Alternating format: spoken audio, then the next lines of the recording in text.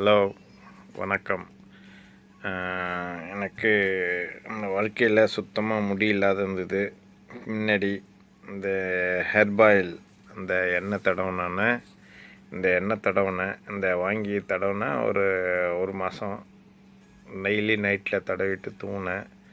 இப்போது முடி இங்கெல்லாம் நிறைய வந்திருக்குது. பரவாயில்ல, இது கொஞ்சம் இதாக இருக்குது. ஆனால் இப்போ இது வந்து மொட்டை அடிச்சுட்டு தடவுனா இன்னும் நல்லா இது தெரியும், ரிசல்ட்டு தெரியும்.